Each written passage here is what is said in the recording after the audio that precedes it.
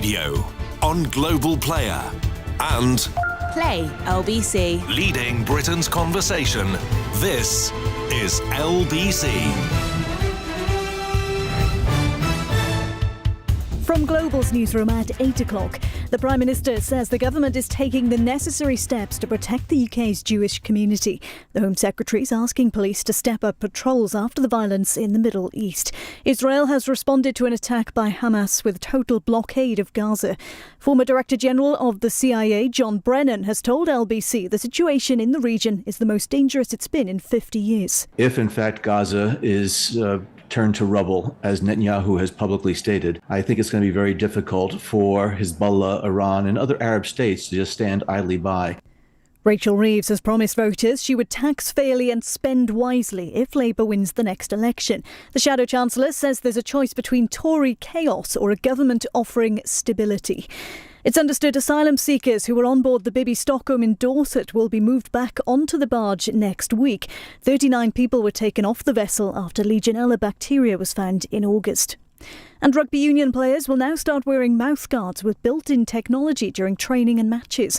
They'll be used to assess the force of impact in real time.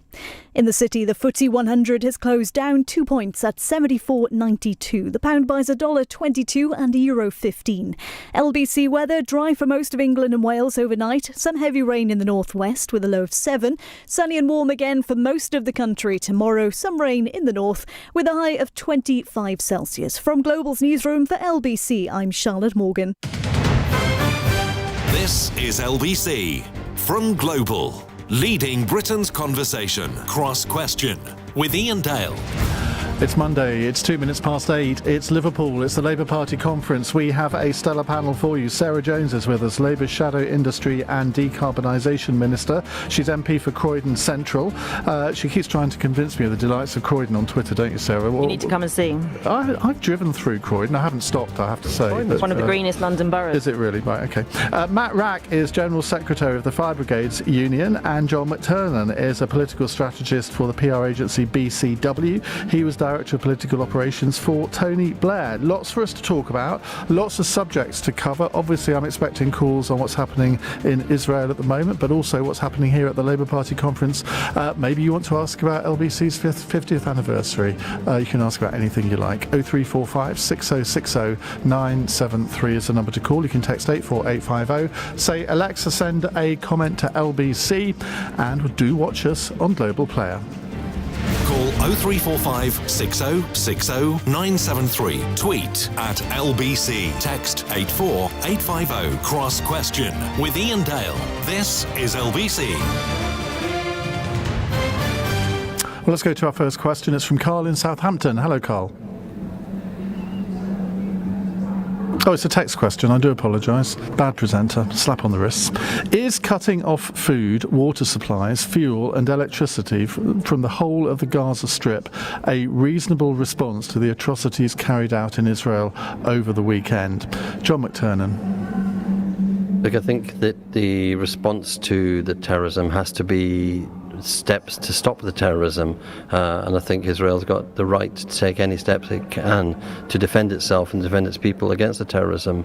But it takes us to the big central question in the Middle East, which is, why have the peace talks stalled? Why is there no progress towards a two-state solution? And why can't the international community use this moment, yes, to express solidarity with Israel, but also say the status quo before this was ultimately unsustainable. Netanyahu has not offered security for Israelis.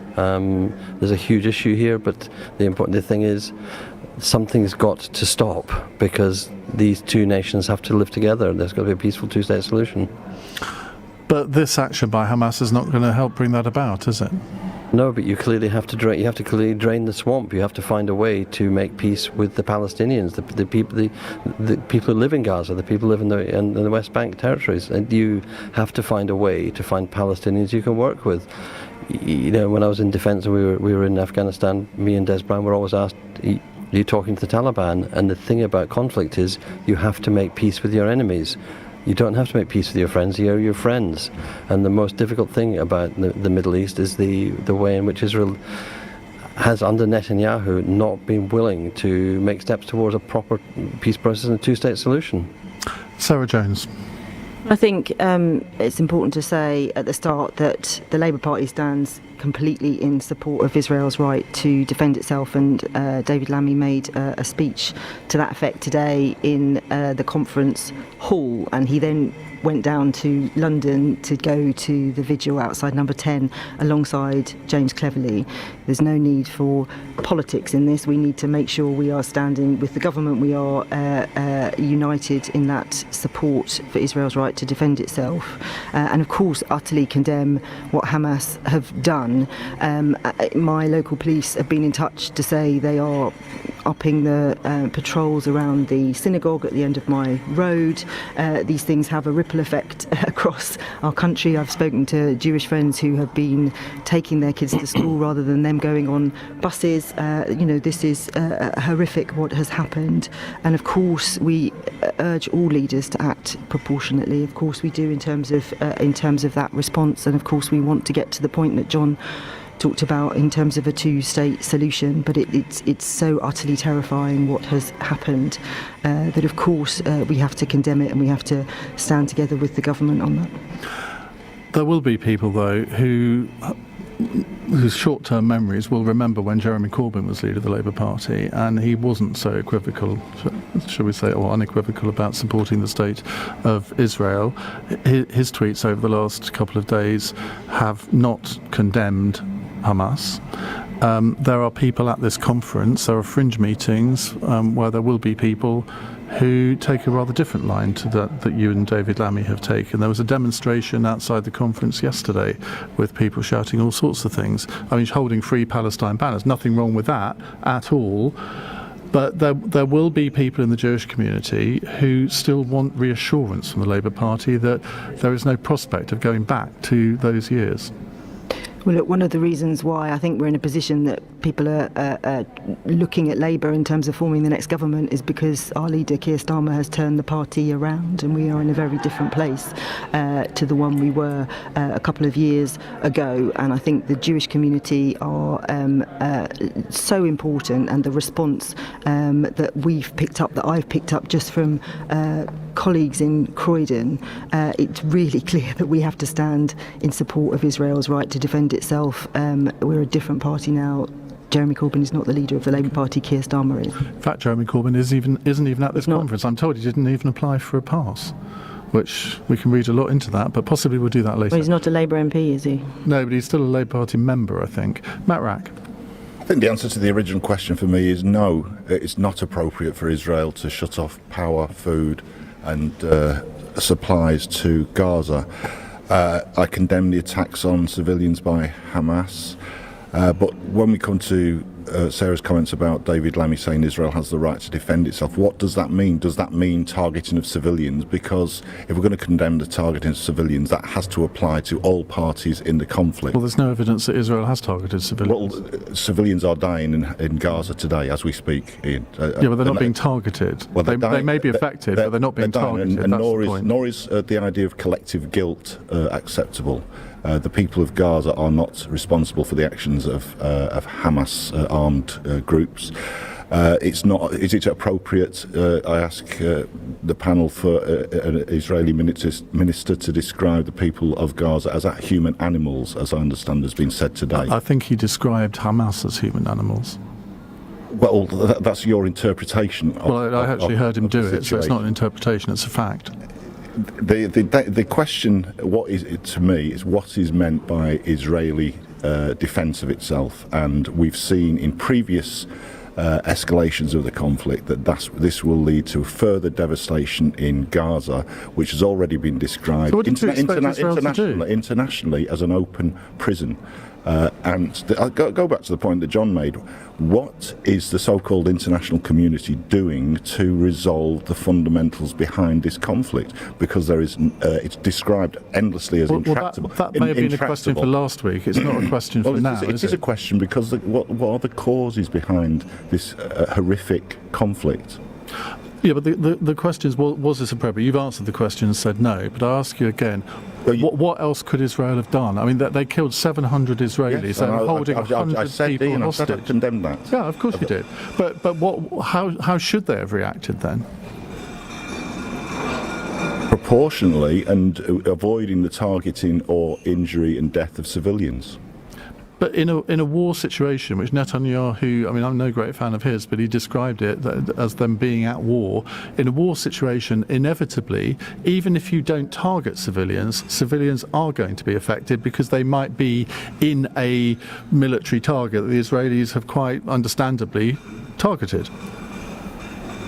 I think part of this is terrorism is asymmetrical. So a terrorist mount an incredible attack on Israel, killed hundreds in this brutal way, and Israel then has a defence force, and the defence force go into action.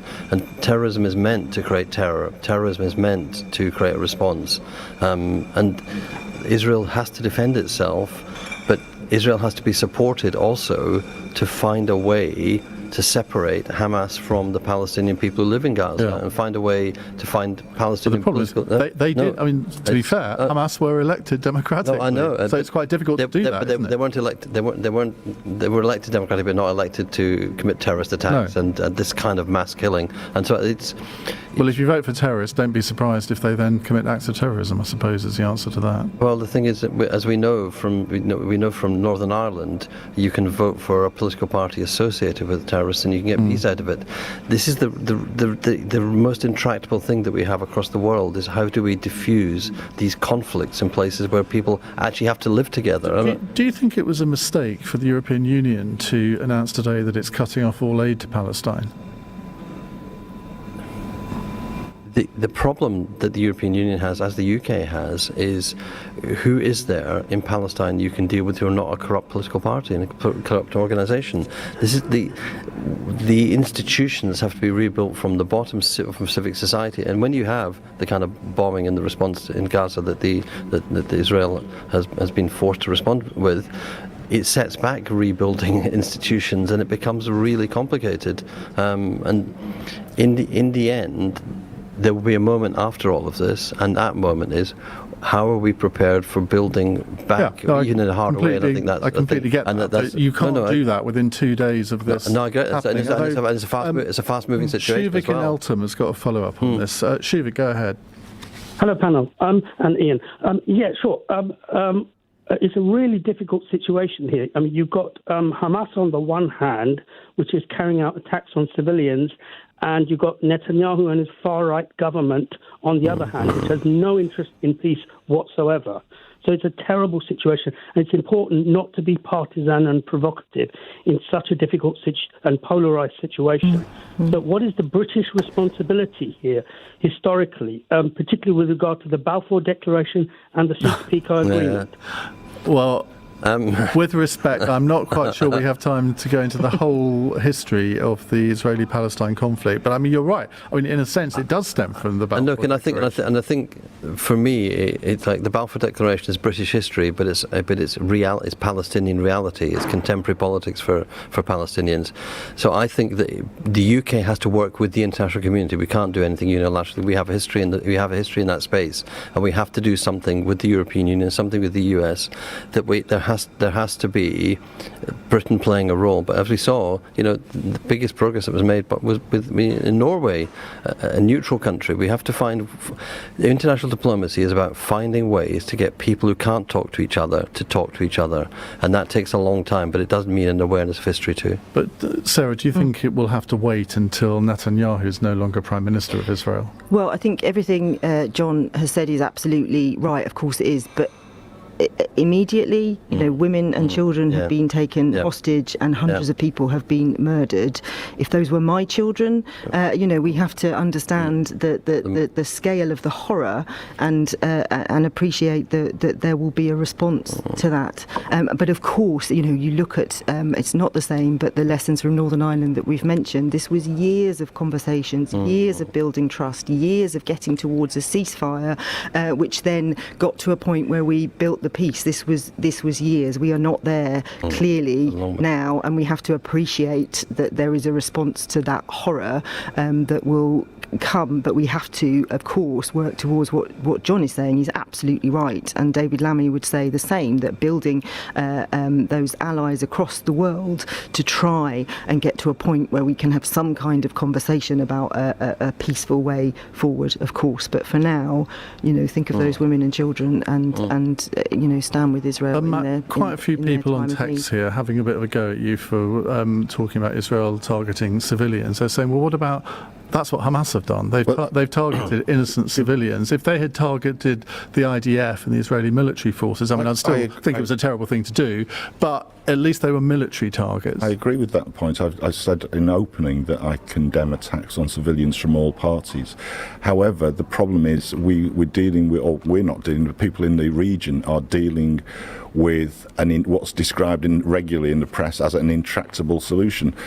John mentioned Oslo. Actually, everything has stalled since then. There has been no progress. We have Palestinian people in Gaza living in what has been described internationally as an open prison. We have escalating illegal settlements on the West Bank, and nothing is done about that by the so-called international community. Actually, in terms of I don't think either of the forces driving these, either the Netanyahu government or the forces behind him or Hamas, actually offer a way forward to either the Palestinian people or Israeli Jewish people. Though, in my view, that will have to come from new that's forces. That's the problem, isn't it? Because to get peace, you have to have two sides to negotiate it. And at the moment, you can't imagine Hamas ever getting round a table with the Israelis. And you can't imagine Netanyahu getting round the table with either Hamas or indeed anybody else. Even though we know that there are back-channel discussions going on all the time. But you have to not give up hope for that, because there were times in the last during the Northern Ireland conflict where you would think this is absolutely who would have impossible. predicted that Ian Paisley and Martin McGuinness could sit together? Who could be the Israeli and Hamas equivalents of the Chuckle brothers? But in the end, that's... In the past, there have been large movements in Israeli society for peace, for ending, at various times, for ending the occupation. Those movements have taken a big step back, and partly because of the role of Hamas. But those sort of initiatives should give us some room for the possibility of hope. Right, we will move on in just a few moments' time. If you'd like to put a question to our panel, 0345 6060973. If you have further comments on this war in Israel, I think it's fair to describe it as that. You can put your point of view over after 9 o'clock, because we're going to spend the whole of the 9 o'clock hour talking about it. It's 18 minutes past 8. This is LBC.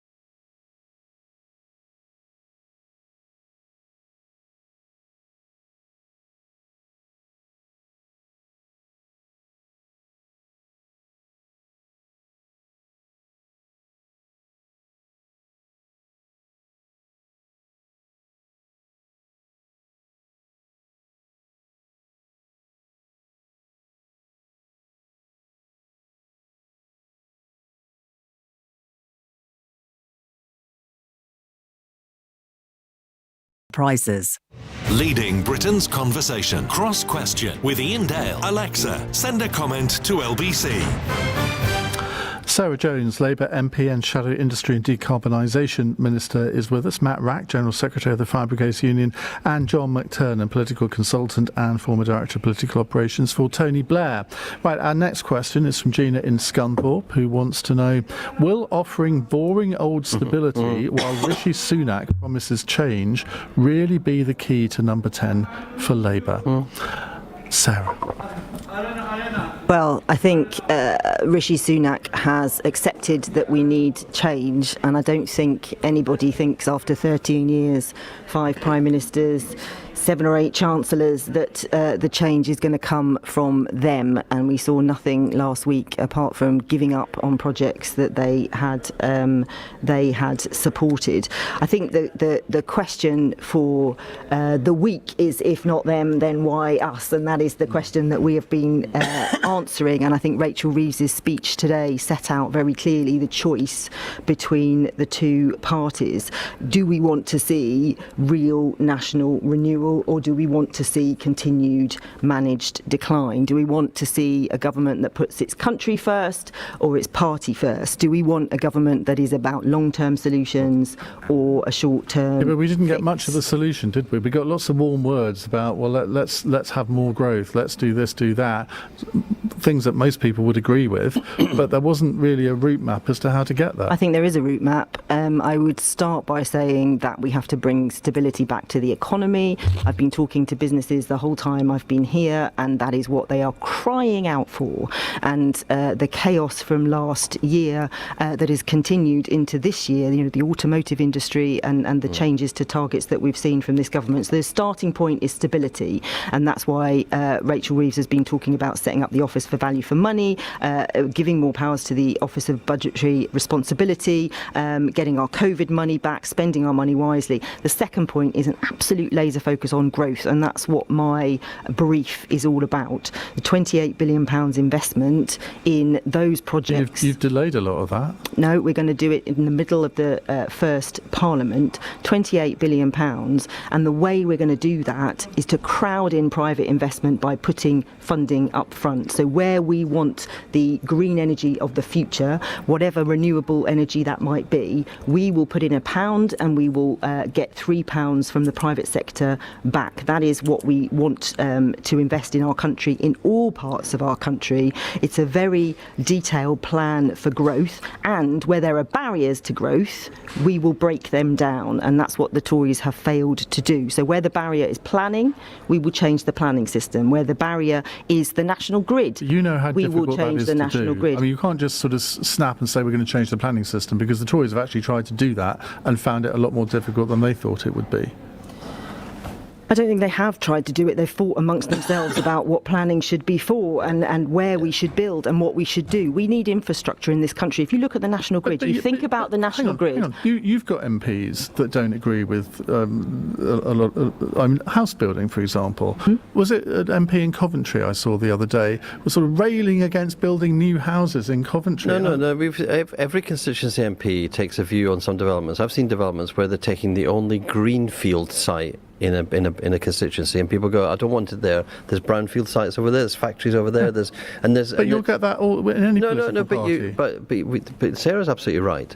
The Tories had a proposal for planning reform, which the Tories then rejected from themselves. And then you had Liz Truss briefly had a view about growth and anti-growth. The thing that Labour has said it will do, said today, and there'll be some more in Keir Starmer's speech, was, backing the builders, not the blockers, actually means passing legislation. The Tories never proposed legislation to change the planning framework. They always harumphed about it, but they could never agree with themselves what it should be. This is the difficulty that Rishi Sunak has. He's the candidate not of change. He's the candidate that's created the need for change. And you can't, on the one hand, say, after 13 years of Tory government, you need a change. It's like, well, why would we choose another Tory government to be the the change. Well, because he's the Prime Minister, he's only been there less than a year, so I'm not advocating it, but I'm just arguing this is what they would argue. We're coming up with new actual policies. They're not. And there were several in his speech which were quite new, because he nicked them from all of his cabinet ministers. So he had one policy which he's taken from the New Zealand Labour Party, which is about smoking. He had one policy which will come into effect in 2033. You'd have to win 2 general elections for that to be an actual policy. And he had another policy in which he said, I'm going to stop doing something that my 4 predecessors as Prime Ministers wanted, and I'm making long-term decisions. Now, it's not a long-term decision to rip up a decision that's been endorsed by a series of Conservative governments, and then to substitute for it. And you're not wrong in what you say. It's not. A lot of people, most people only ever take anything from a leader's speech in a party conference. The rest of it is sort of just floats above them, and understandably so, because they're not as interested in politics as we all are. If they took anything from the Conservative Party conference, it would have been that Rishi Sunak made a speech where he made lots of announcements. Now, I'm not. Which unravelled. Yeah, you can absolutely. But most people, most ordinary voters, don't follow it in that level of detail, do they?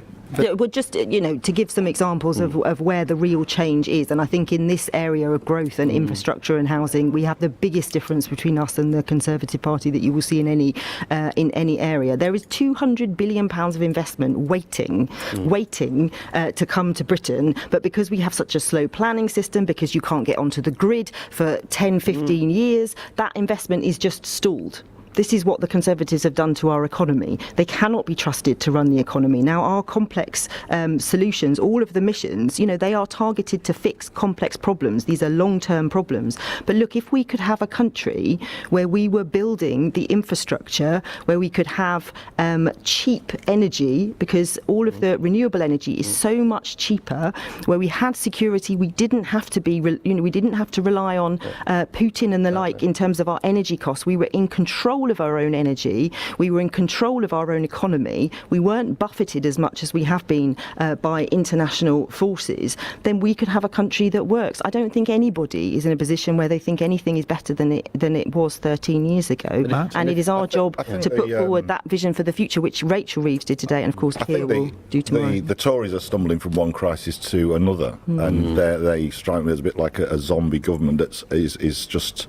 It's doomed, and everyone knows it's doomed. So they may announce initiatives. I don't think anyone believes they will be delivered anyway. But on the original question, is boring stability the answer? I've got to say no, I don't think it is. I think we've lived through 3 crises. The banking crisis of 2007-8, the COVID and the austerity that followed, the COVID crisis, and now the new cost of living crisis. Wages for British workers have stagnated for 15 years, and people want to see change, and they want to see something radical, and that's what people, I think, will expect of a Labour government coming in. We're working with shadow ministers on. Do you think you're going to get it? Well, we're working on workers' rights, and potentially I think that opens up the route to people standing up for themselves in the workplace, for example, and we've turning the tide on the driving down of wages that British employers have been engaged in throughout that 15, it's horrific, 15-year period where real wages have not grown for most people. And I think that's possibly the biggest single thing that people will want to see. That people are struggling to pay the bills, to heat their homes, to feed the children, to go on holiday, whatever it is that delivers a normal life, and people want to see something different. I mean, Angela Rayner's speech yesterday, I thought, was possibly the most radical that we're going to hear this week in what she was proposing, but I suspect, Matt, that you would think she didn't go far enough on workers' rights. Look, we've got a very good dialogue with Angela on the issues, and the trade unions are discussing the New Deal for working people, which, as I say, potentially begins to turn the tide against the onslaught on workers' rights that we've seen for 40 years in this country. My criticism of the last Labour government, if they didn't go remotely far enough in turning the tide on what Thatcher major governments had done to trade unions, for example. I think that is one reason to vote Labour. I think that many trade union members and working people can have some confidence. We're never going to agree on some of that, because a Labour government's never going to bring back car park votes on strike action. There's all kinds of things. I didn't actually say that, John. No, you said we didn't reverse the Margaret Thatcher reforms. Like, Margaret Thatcher did loads of things which actually benefited trade unions and workers. But it's interesting. Really? It's interesting. Do you want to detail? I'm quite interested in hearing about this. Well, look at what she ended the closed shop, and that was actually good for individual rights for workers. It's actually freedom for workers. She also made there to be. Oh, I don't see how. You said that helped trade unions. I don't see how ending the closed. How does ending the closed? Just a minute. How does ending the closed shop assist trade unions? Proper ballots for general secretaries. We always had ballots for general secretaries. Proper ballots for general secretaries. We always elected our general secretaries. If you're going to challenge me on issues that I know something about, get your facts right, John. All trade unions, and she defeated, and it was good for the union movement that the miners were defeated. But that's kind of off topic. Wow, it was really good. But the Rutherglen by-election was actually won by people using the New Deal for Workers on the doorsteps. That's interesting, because Andy Marr said that earlier, and I was thinking, really? But they were calling it making work pay. They didn't call it the jargon of a New Deal for Workers. They actually said what they listened to workers, they listened to families, they listened to people who think they're switching from the SNP, and they realised what people wanted was reassurance. If you worked hard, you'd get a reward, you could look after yourself and your family. And they came up with this. Said this is about making work pay. And honestly, it was the thing that turned it on the doorstep. I was up in Rutherglen this week. Last week. I spoke to people, and it's turning Labour's policy, much of which is really good, into what we call the retail offer.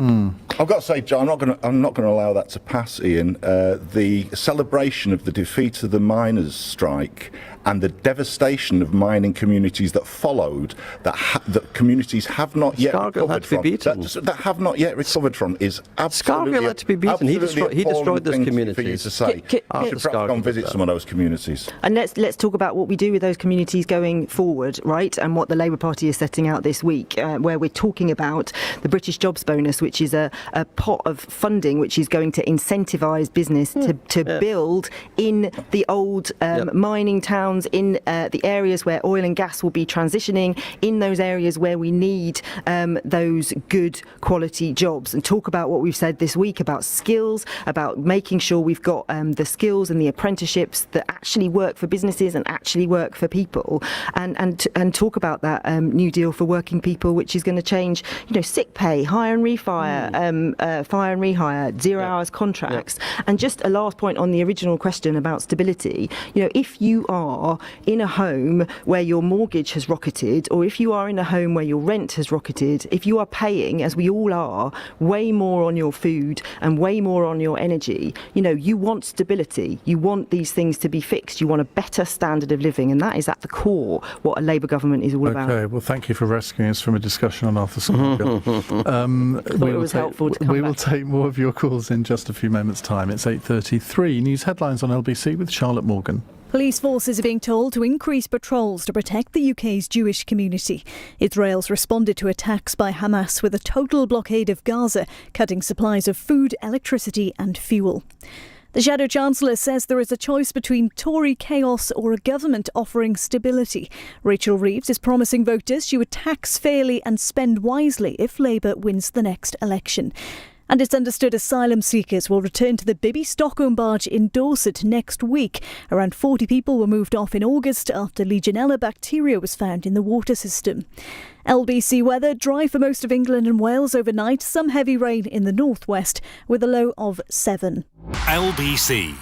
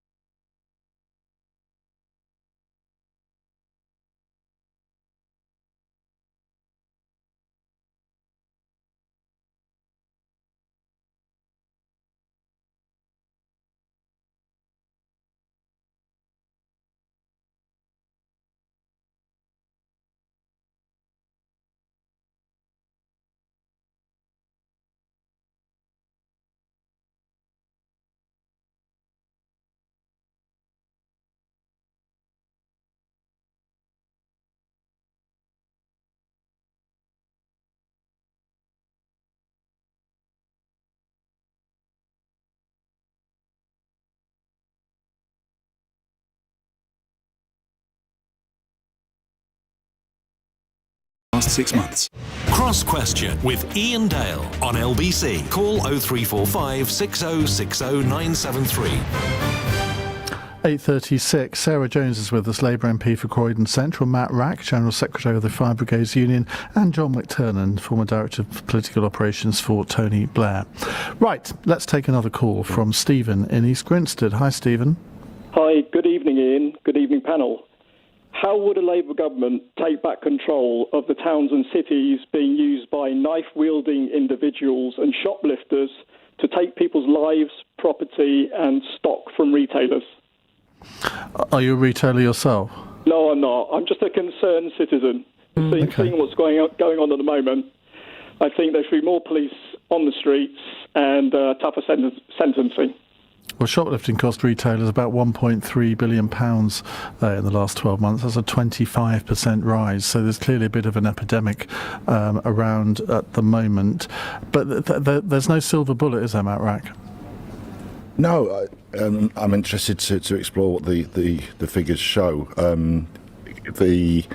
Clearly people want to live in safe neighbourhoods, and people should be able to go about their business without being interfered with. And interesting, something that's been raised this week by USDAW, the Shop Workers Union, is violence against retail workers, which seems to be at an appalling level. So yes, clearly something, and that ranges from stealing, shoplifting as has been mentioned, but also to abuse of staff and violence against staff, and clearly that's completely unacceptable in any workplace. We wouldn't accept it in any workplace, but when people are going out about their weekly shop, again, people should not be expecting that. So yeah, I think policies to address that need to be considered and developed. Because it's nothing new that there's shoplifting. It's nothing new that there is violence against shop workers. When I owned a shop for 7 years, I think I was physically attacked 3 times, and I'm a big guy, but it didn't stop anybody from doing it. Well, and that's appalling. Yeah. And I think one of the challenges with shoplifting is people don't take it as seriously as they absolutely should. Maybe the term brings to mind, someone putting some sweets in their pocket and nicking out. It's not like that at all anymore. Like you did as a kid. No, I didn't. It is. I absolutely didn't. It's a real problem. It's increasing in our high streets, and the issue with shop workers is a very real one. We saw an increase in abuse during COVID, very sadly as well, against shop workers, and that has continued to rise. So do we need more police on our streets? Yes, absolutely we do, and Labour has a pledge to put 13,000 more police and PCSOs in our neighbourhoods, and that includes a designated officer for every local high street, because we have to take shoplifting seriously, we have to take robbery and theft seriously, and it has been traditionally under this government something that isn't necessarily followed up, investigated in the way that it should be. When a shop worker reports a crime, the police need to come and they need to investigate that. It's not part of your job. I have met shop workers when I was in the policing role, where I go round and talk to them, often with USDAW, with the Co-op Party, with others, who say, well, it's just, it's part of the job. I was pushed and then he pulled out a knife and, no, that's not part of the job. It's horrific. And we need to be really clear about that as a Labour government, that we do not accept that this is the normal world that we should live in. We think that there is something that we can do about it in terms of police. There are also things you can do to design out crime in better ways, and some of the bigger stores need to take more responsibility for some of that. But we shouldn't accept it as the status quo. And of course, in our towns, there are a whole raft of other things going on. So the decline of retail, which means you might have empty shops where it's the broken window theory. When you have a rundown area that looks and feels rundown, people feel that they can do not what like they like. Croydon, though. Croydon is a wonderful town, but we do, just as everywhere across the country, has struggle with theft and robbery, and I do think there are significant gaps in what the government is doing to tackle that Labour would put right. Sarah's not happy. She says, why are all the guests Labour? No balance. Boring. It's made me decide to vote Tory. We're not at the Tory party conference. Well, we're not exactly. We are at the Labour Party conference, believe it or not. You're not, Ian. They don't let Tories in here. Just as last week, they didn't let Labour people in Manchester. Maybe needs to listen a bit harder. We're not actually all agreeing with each other. Well, I was about to make that point as well. We have three shades of Labour here, so I think it's a very interesting discussion. But we'll zhuzh it up a bit, shall we? Shall we manufacture some disagreements among the three of you? No, I was about to agree. With you've let me down, John. No, I was about to agree with Matt Wrack because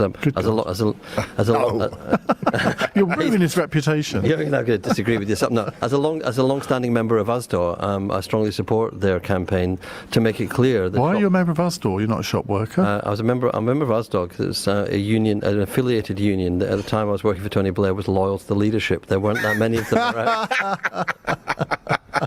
And they let the political secretary be accepted into the shop workers union. I've been loyal to them ever since.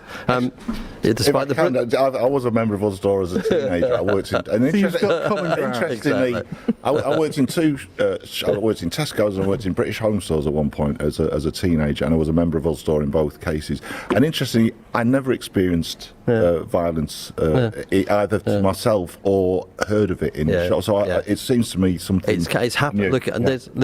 There's no doubt in my mind at all that the changing conditions in Britain, not just the cost of living crisis, but the forcing down of the standard of living of people is causing some action. Equally, they're running down the number of police on the street, the cutting of police. That's happened, but I think. One of the things I feel is that USDAW's membership are mainly women, the people who work in shops are mainly women, and I think that sometimes the robbery and theft, which was what shoplifting is, and the violent threats aren't taken seriously enough. It's because it's about a female workforce, and we actually need to make this be seen to be unacceptable. USDAW got a campaign for a law to be passed in Scotland specifically about this, and I think violence against shop workers, there may need to be a law in England, but we also probably need more use of CCTV for detection and prevention, and it's a whole attitude we have to have towards this. Let's do a quick question, brief answers from all of you. It's a text question from Emily in Tottenham. Has the Labour Party completely removed all of the legacy of Jeremy Corbyn now? John? Yes. Is it a brief? I didn't quite mean that brief. No, so yes, because Jeremy's no longer an MP. If you look at this conference, we are 3 conferences away from a conference in which people waved Palestinian flags. We now had a minute's silence today for the terrorism in Israel. That's a huge culture change in the party.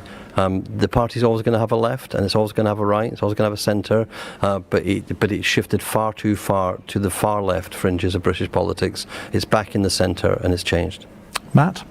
No, I don't think it has completely, and I wouldn't want that. I think, developing John's point, actually, the Labour Party was founded by a mixture of socialist organisations, including Marxists and trade unions, SDF. And has always had those different wings. And people talk about a broad church, but then don't seem to actually want the broad church to continue. So I think it needs those different voices. I'm clearly on the left of the party. I'm a socialist, and I'm proud to be that. I'm a member of the Labour Party. I'll fight my corner within the party structures. Sarah? Well, as I said at the start, I think the reason why Keir Starmer is being looked at by voters as someone that they credibly can see running the country, a big part of that is because he has changed the Labour Party, and a big part of what Rachel Reeves was saying today is that we have changed the party. It is different, and we do have an agenda that we think is based on what people are telling us, what they need, what they want from their country and their future, and not on our party. I think whenever we look inwards in whatever flavour, whenever we look inwards and fight each other, we lose the country because we're not looking out for their best interests, and that's what we're doing now. But you have got quite a lot of the parliamentary party that I would say are on the fairly hard left. I wouldn't say that, but I mean, we are a very different party. We have a really credible set of policies that are going to make sure we have stability. I think that the real contrast is with the Conservatives, where, and this has been talked about a lot so far this week, where they are letting people into their party now who really are on the fringes, the conspiracy theorists, the anti-vaxxers, all kinds of people. It's news to me. Where'd you get that from? Well, because what you heard last week, what did you hear? You heard nonsense about 15-minute cities. You heard nonsense about meat taxes. You heard nonsense about 7 bins or whatever it was that we were going to do. This stuff is feeding into a narrative that is. But it's the United Nations proposal for these 15-minute cities. No, it's not a United Nations proposal. It's an urban planning proposal that people should be able to walk to where they could work, possibly, but also walk to where they shop. It's healthier. It keeps people away from loneliness. An active city is a good place, and people who live in Mayfair live in a 15-minute city. People should be able to access shops and all kinds. It's not say that. Well, it's not. But what people are believing about it is that it's. Sorry. Document. I'm talking across, John. Yeah, sorry. What the conspiracy theory is that you somehow won't be able to go beyond 15 the 15 minutes, which of course is utter nonsense, and nor is 15-minute cities a kind of Labour policy. I mean, it's whipping up fear because that is the last throw of the dice that the Conservatives have, and if they are going to let Nigel Farage and others into the party, the Prime Minister said last week he would be welcome, then I think they have a problem. Well, he had been a Conservative before he quite a lot has happened in between, but I think the question is for them, what are they going to do with their party going forward? The question is not for the Labour Party. Okay. We are very united. Right, we've got lots more questions to come before 9 o'clock, and then after that we're going to be talking about what's happening in Israel at the moment. Interested to get your views on that, and I do want to try and keep the temperature down because I know whenever we cover this debate, I say this at the beginning of the hour, can we please at least try and understand that there is another point of view, that you've got your point of view, I've got mine, and I will give you my point of view, and you'll be very welcome to challenge it. But if we can just keep the temperature down in the next hour, I would be quite grateful. It's 8:47. LBC.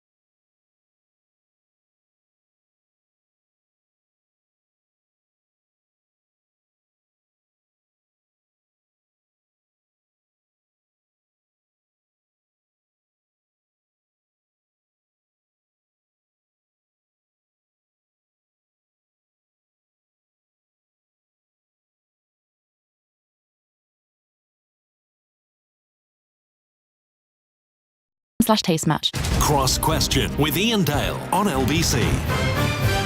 Sarah Jones, Matt Wrack, John McTernan with us. We will return to our fully balanced panel on Wednesday when Jackie Smith will be on, amongst many others.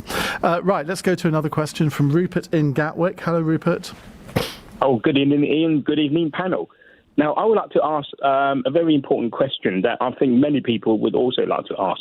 Now, if Labour wins the next election, now, will they renationalise water, gas, electricity and the railways? Well, interesting question. Delegates today voted in favour of a motion put forward by Unite to, quote, reaffirm Labour's commitment to renationalising those industries. However, Shadow Business Secretary Jonathan Reynolds has already responded to today's vote to say Labour will not be putting these policies into their next manifesto.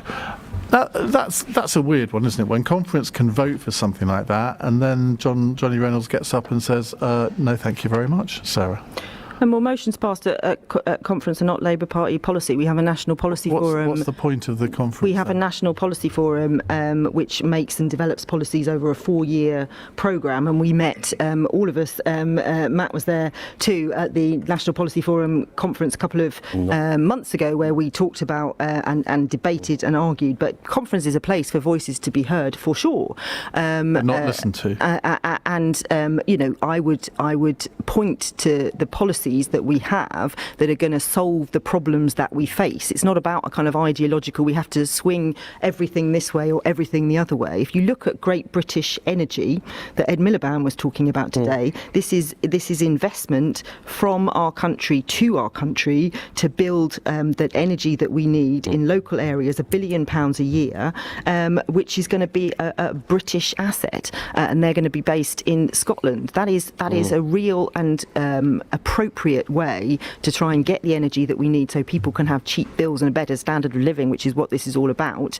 And that is the way we are going to do that. We're not going to blanketly say we want to do, because of some ideological reason, this or that. But Keir Starmer did do that in the leadership contest. He promised that he would nationalise all of these sectors and has now gone back on every single one. Well, he's adapting to where we are today, and he is adapting to where the party has had conversations across all of our local authorities, our mayors across the country, our business community that we've been talking to here. And what people want is stability, certainty, partnership, a plan, investment that is going to crowd in the private sector so that we can have cheaper bills and a better standard of living. And there are a whole raft of policies that will support people into good jobs, whether it's the New Deal for working people or others. There is a whole programme here of 5 missions that are going to fix complex problems. We're not going to be ideologically driven about that. We're just not.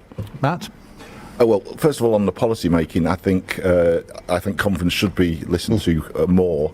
The National Executive has pulled quite a clever trick by taking the vote on the first day rather than the last day as a way of getting around that problem. But I think you're absolutely right about Keir Starmer. Iain, he did make those pledges. And the thing that strikes me is I think these are hugely popular positions. People are tired of being ripped off by water companies, energy companies, completely confusing rail pricing systems.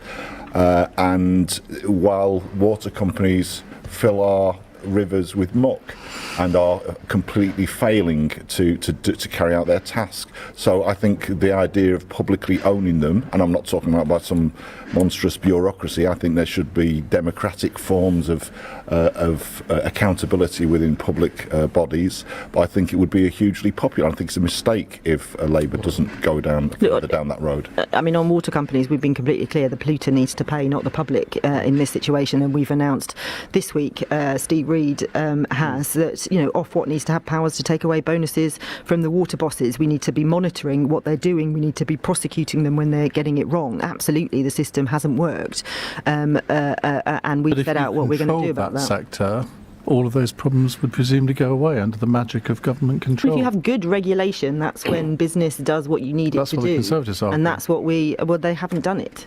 They haven't done it because we've got pollution, and they haven't fixed the problems. They haven't been strong enough. They're too weak on these issues. But the answer isn't to renationalise everything. The answer is to create the climate and the regulatory system that businesses do what we need them to do. Matt, the problem you've got is that, I mean, even if everyone thought it was a great idea to renationalise the energy and water companies, how would you pay for it? Unless you're going to just confiscate them.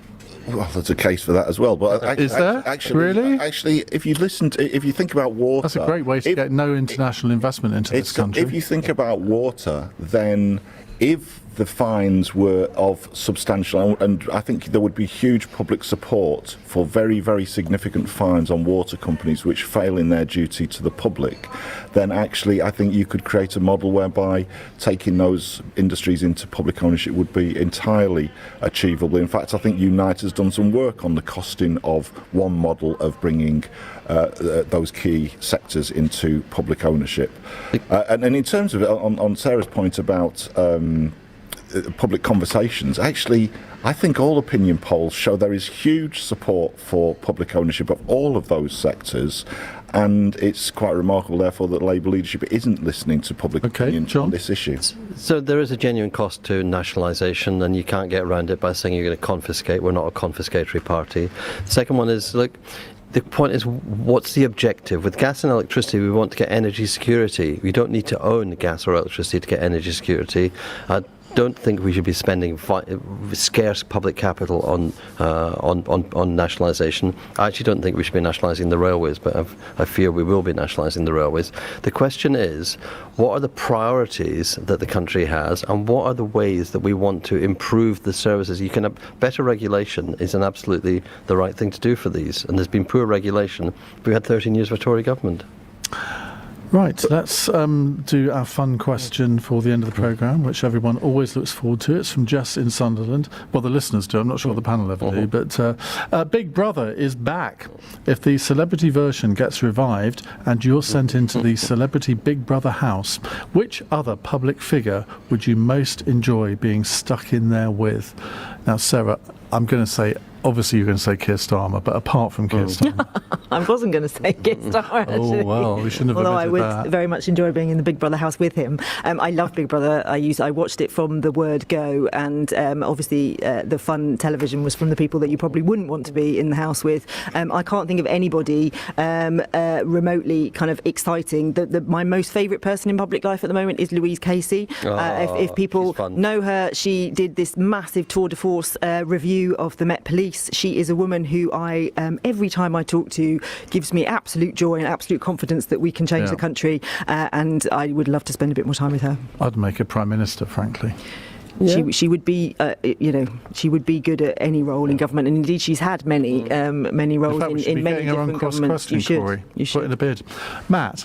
Well, I couldn't think of anything worse than going on Celebrity Big Brother, and I stopped watching Big Brother after the first series, I think. So it's a difficult one for me. I think I'll go in with John, actually, and see if we can survive without coming to blows. John? Well, I think I'd want to go in with you, Iain, because I think it'd be great for you to fulfil your dream of being on Celebrity Big Brother and to do it with me, and that'd be great fun. It's one of those shows, I mean, reality TV, and that's what they're all taught. I mean, I have to say, if I had to do one, I think that would be it. I was approached, you won't believe this, to vaguely approach if I'd be interested in doing celebrity dancing on ice. Oh. Not with your injury. No, this was before the injury. Thanks, Sarah. But I did decline that one because I was told, I've never watched the programme, but I'm told you have to lift someone above your shoulders. I don't think that's a recipe. I can actually skate, believe it or not, or could. But anyway, that's another story.